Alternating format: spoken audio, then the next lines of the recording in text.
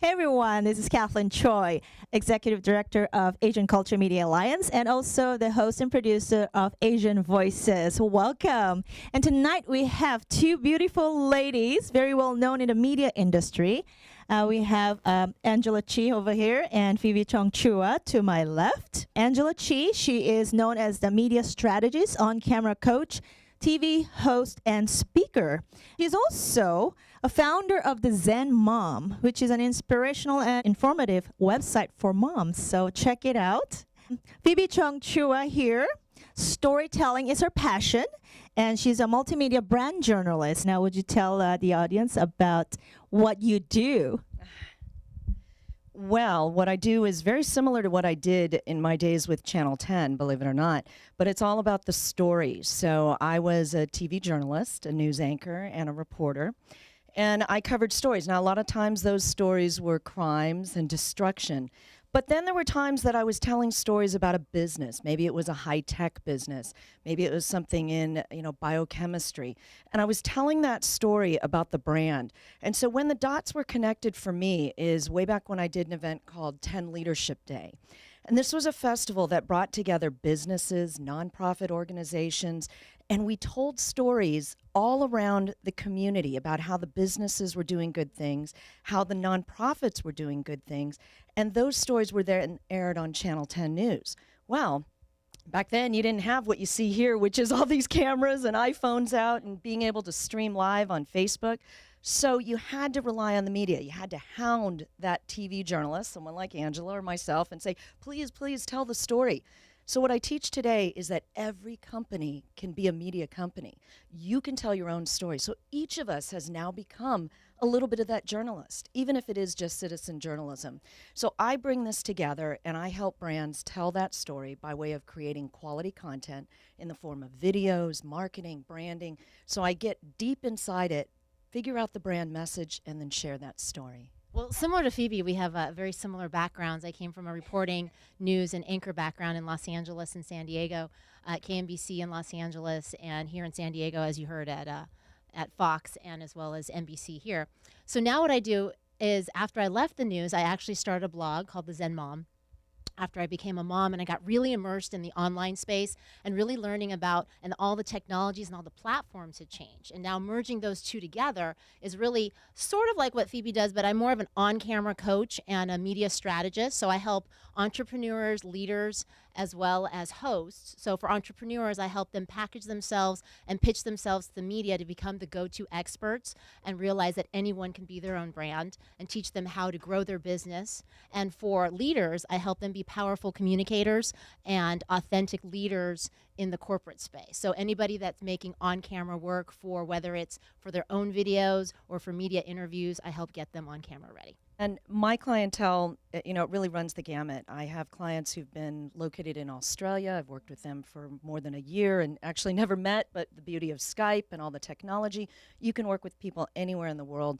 I've certainly done a lot in the Asian community. Many of you will remember from the years of just working with a Chinese New Year and the Asian American Journalists Association. Way back in the day, I helped found Americans Helping Asian Children with another doctor who I believe, well, I better not say the hospital because I can't remember where he retired from, but saw him recently, and that's still going well. So they traveled to Vietnam and they do a lot of work there. So that has always been near and dear to my heart. But I really truly believe that the world has gotten a lot smaller.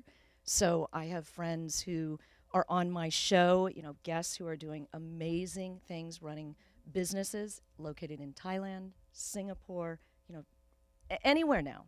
It's just that small.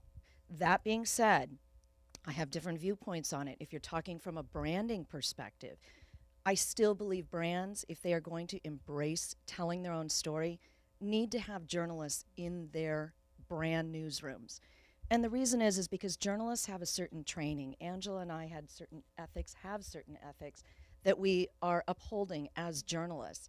Not to say that marketers don't, but they don't think like journalists, which is why I went with that slogan. You see the world differently as a journalist. You ask a lot of questions, you get the story. You remember that the story is about them, not you.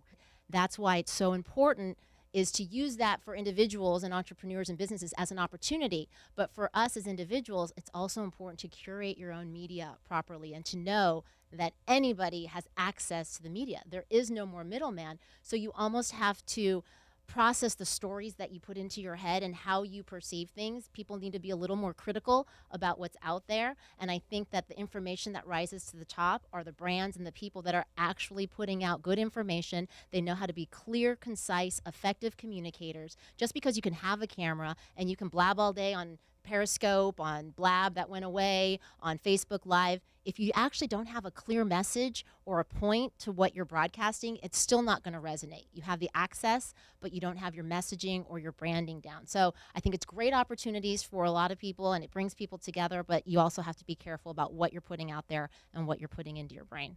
If somebody wants to utilize new media, okay, to brand their business or themselves, what they do to other people, to reach customers, whatever they want to do for marketing purposes, where do they start? I mean, is it social media on Facebook or Twitter? I mean, how do they get about knowing how to do that?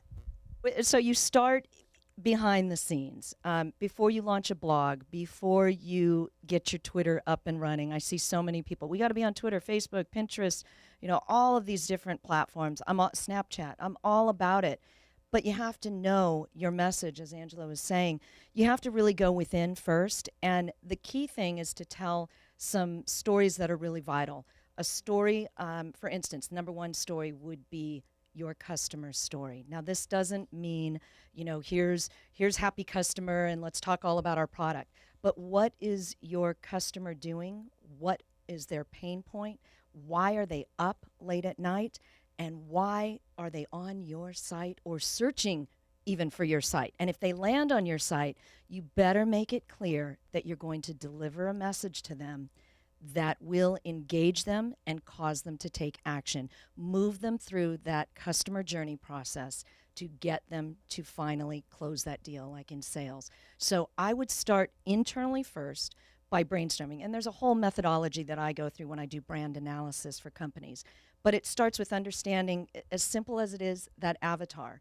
And then remembering that a story is only a story if you have that customer, right? Usually the hero, and the idea is to make the hero the customer. And then to have that arc where you have trouble. The customer is having trouble. Here's what's going on, and here's how it was resolved. Now, that sounds so simple, but if you start watching videos, and what I always recommend is watch YouTube trailers, because literally that's a great way to do it. Although they've gotten kind of lazy, I've seen in some where they just run a portion of the movie, and I'm like, what's that? I mean, but the ones that are well crafted, where they put it all together and you see the bits and pieces of it, and it actually forms a story. For all my clients, whether they're entrepreneurs, hosts, or even executives, you really have to start with who are you, what do you stand for, and what do you want to put out into the world, and your own personal brand in every aspect for your business, for yourself. And then you need to decide what's very important is that these days it's really about sharing and giving. It's not about, oh, I want to be on TV, oh, I want to be famous, oh, I want to sell my product, let me put me out there. Even though it looks like that, it's a lot of the people perceive, the selfies and all that, it's about me. It's about what do you want to put out in the world, and what does your audience want? If you are a health coach, what do they want? If you are a company that wants to sell a certain product, what is the person that is interested in what you're saying? So just putting out information on social media and being on all the networks, if you're not really clear on what you're sharing and what you're giving, people aren't going to be as interested. You may get a lot of followers as a celebrity for different reasons, for doing outlandish things, but as an entrepreneur or a brand or somebody that believes in something, it's really about what are you putting out there into the world. And I would say stick with be aware of all the platforms, but really find what you're good at. If you're a good video person, do a lot of the live videos. If you like Twitter, a lot of people, they grow their followings on Instagram. Some people grow their Twitter followings. And the people that are most successful are the people that are consistent, and they follow through, and they keep going. So start with who you are, give, and then be consistent. I find a lot of information. If I don't know something, the first thing I do is Google it. And there's so much information out there. It's amazing. And one of the things that I tell everybody too, especially these days when somebody's looking for a job, I say, I'm all about show them, not tell them. So you have a resume, right, in writing. But I always say encourage them to maybe do a video resume of themselves and post it and then send it to the employer with a link to look at. Because I've gotten video resumes before from somebody when I was looking for interns or somebody who I wanted to hire. So it tells a lot by looking at the person, talking about themselves, the persona, and the way they speak. And yeah, I think that's a really great tool. What do you think about that? Well, video's great. If you're going for a position, many jobs are now actually asking that. And they're requiring, here's one of the best piece of advice that I can give, and that's that get familiar with all this stuff, because the people who are saying, I don't really like technology, or I don't really want to mess with my smartphone. I teach an iPhone storytelling course, and I can tell you there's some people who are all about it, and then there's some who are really resistant, and they don't want to learn it, and they couldn't be bothered. And I'm like, I don't understand that, because this is going to help you on your next job. It's going to help you build your brand. It's going to help you on your personal vacation, so that people actually want to watch your home videos. It's just going to make it better. So learn these things, because they're very much becoming overall a part of the skill set, regardless of the job. And if you are an executive or a CEO, you better be on LinkedIn. It's really important. People want to see authentic leadership and an authentic person wherever, and everyone has a story. And then in my training, I call it You Amplified.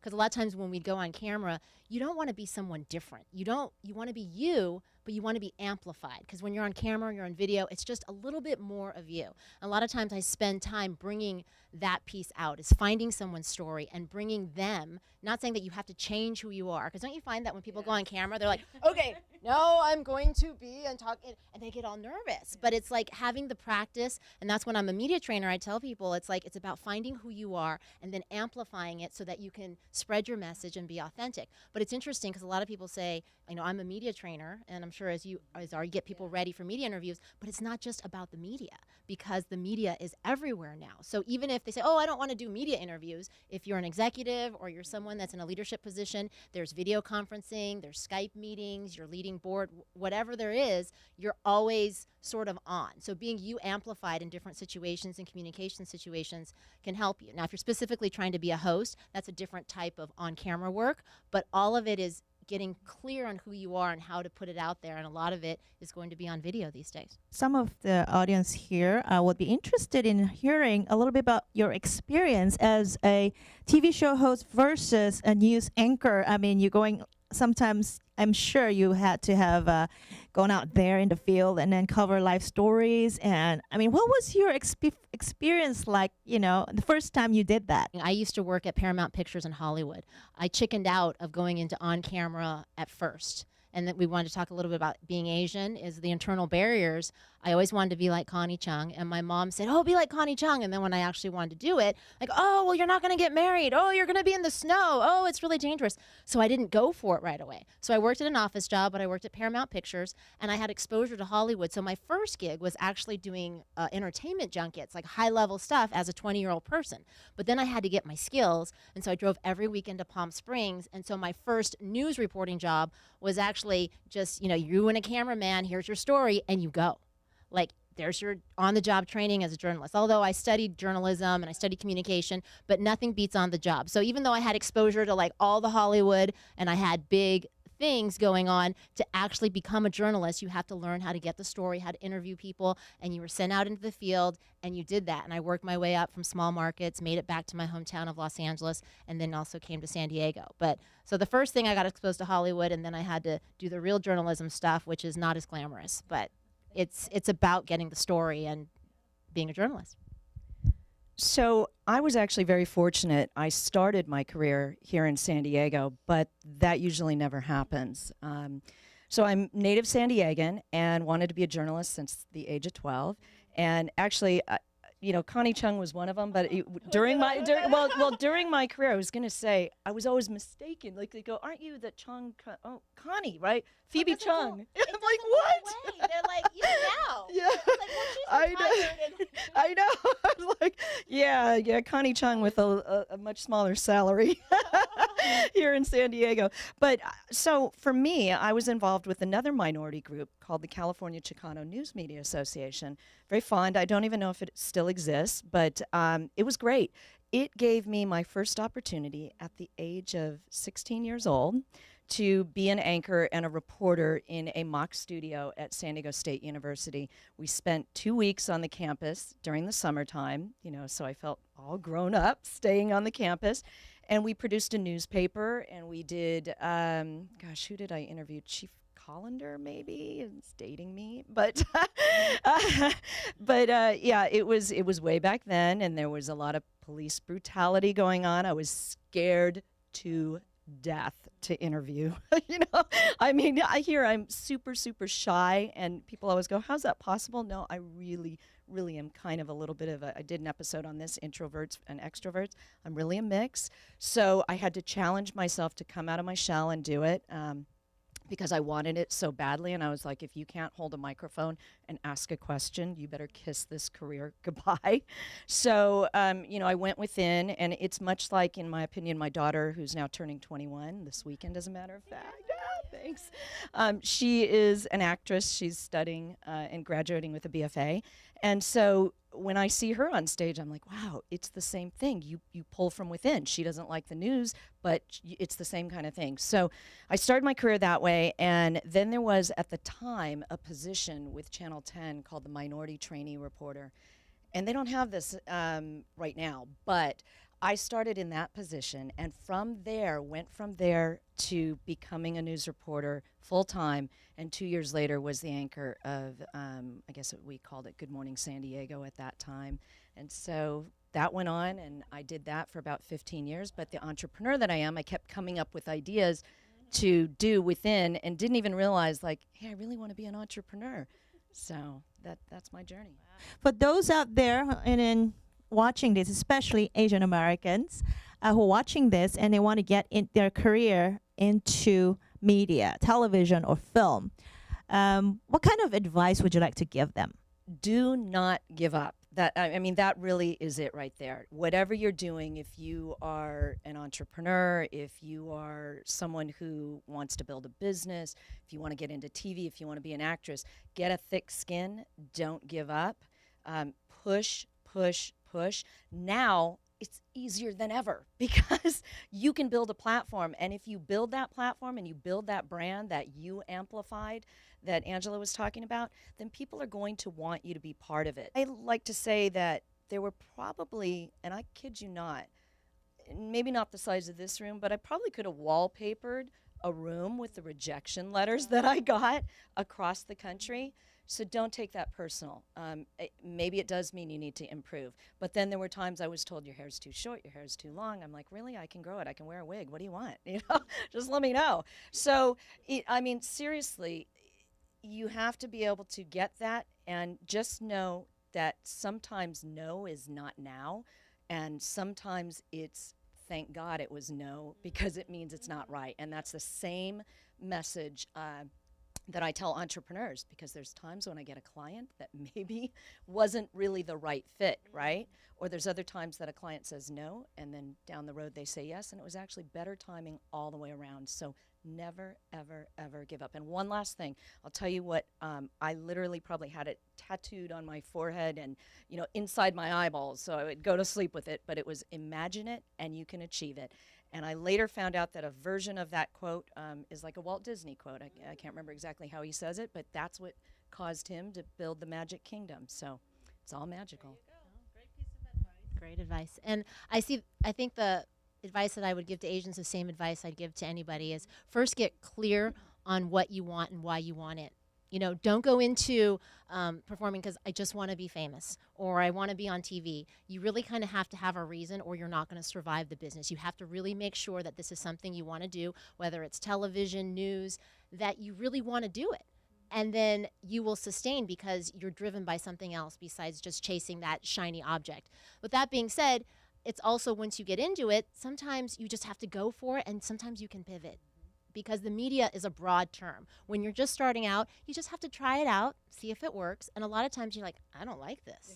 And it's okay to change your mind if you've given it your all, you've decided you want to do it, and you stay consistent. But there are times where I tell people where, you know what, I know you set your mind to it, but you can pivot. There's so many opportunities that come about. And for Asians specifically, I'd say don't stop yourself before you start. And that's one of the reasons why I was saying that I didn't go into news first. I always wanted to be a broadcast journalist from when I was very little. What stopped me?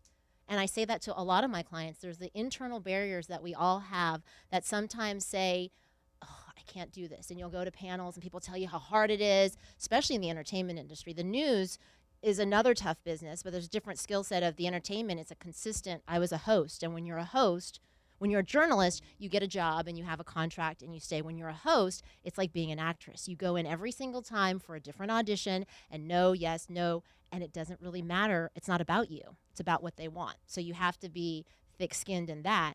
But ultimately, don't give up before you start and break through your internal barriers. And if it's something you want to do, don't let your parents' voices stop you, your internal voices stop you, and go for it and then decide if it's for you. So if there's one last thing that you'd like to share with us, what would that be? So my advice to you is this. Right now, you can build a brand. No matter what you are doing, no matter if you have this, what you might call safe job, no such thing, but corporate job, build that brand now.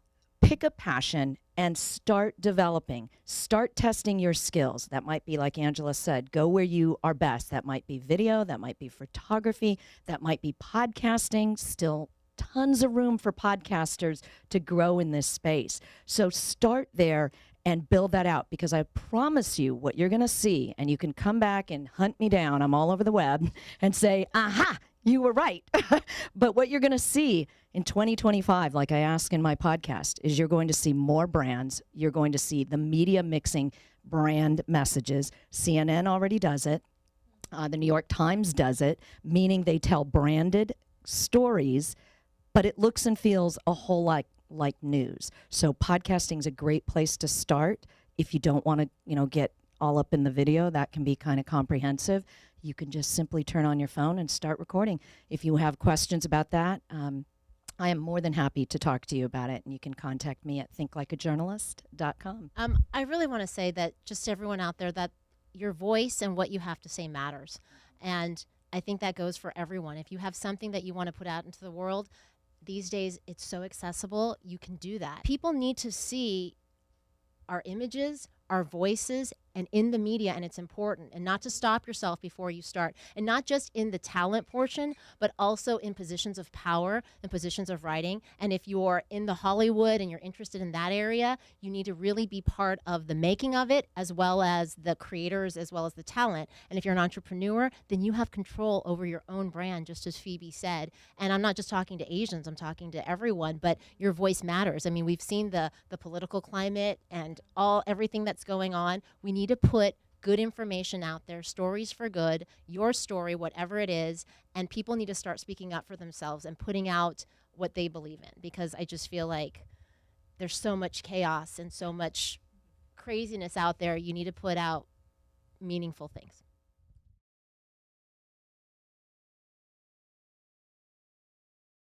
What you have to do is you have to take it upon yourself to get involved, learn what you can learn, and start to implement that. So there are tons of resources. Like I said, you can go to my site, thinklikeajournalist.com. There's tons of episodes. I've interviewed about 350 or so entrepreneurs who talk about this, building a brand on a budget. In fact, I asked a question about an ailing company that only has $1,000, its reputation shot. You got a smartphone and a laptop. How do you turn this brand around? And, when I first started asking that, people were like, I don't want to answer that question. I said, well, I'm sorry, that's part of my show. You have to answer it if you want to be on my show.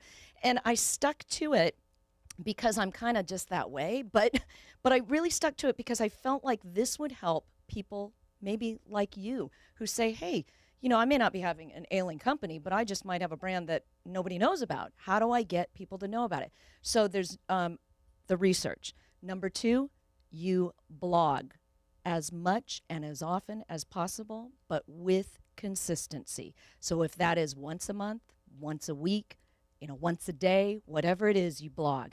So what do you blog about? You blog about the questions that your audience wants to know. So you have to do an intern. Remember I said it starts with the general assignment meeting? You have to go inside and look at your organization and say, what are the questions that people would have that would make them sit in front of a computer and Google what is the question they're typing that's going to lead them to you. So you start small. You commit to something. Find a show that you like, and a podcast or something, or a YouTube channel, and watch it and listen to it. That's free, 100% free. Second, you commit to one of the things I just said, a blog, a podcast, something like that you're going to do. And you start small. You're going to pivot a lot. Maybe 5 times, maybe 10. You're going to learn what works and what doesn't. But the minute you start that, you build something called a community. And that community gives you the momentum, and it's like this snowball rolling downhill. So once you start that, it really comes about. You can take all your expertise that you already know, and now it's just about amplifying it and putting it out there so people can see it. Because right now you're dealing with clients one-on-one, and that's what I tell my experts. It's like you're good at something, you want to put it out there, but you're only dealing with people one-on-one. You have a whole world out there that can learn from your expertise. And video is the most effective, but you can try other avenues first, but really about figuring out what your expertise is and start sharing it, like she said, with the blog. And you can position yourself as an expert. And then once you position yourself as an expert, then you can get the media exposure, but really taking what you're good at and amplifying it. So step by step. You'll get there. Do you have a blog? Okay, that's the first step. Yeah, start thinking about the things that, like all the questions that your customers ask you, or the things that you do in the session, or the things that you're passionate about. Just lay out, like we can do a training session right here. Write down like 3 or 4 main topics that that if someone went to your website, they'd be like, what's that question? Right. And answer that question and make a blog out of it, make a video out of it, whatever you want to do. But think about what your audience wants and then give it to them. Well, I think that's all the time we have. Well, thank you so much again for coming out and sharing your stories. Of course. Yeah, I know. We're going to hang out after this. All right. Thank you, everybody. See ya.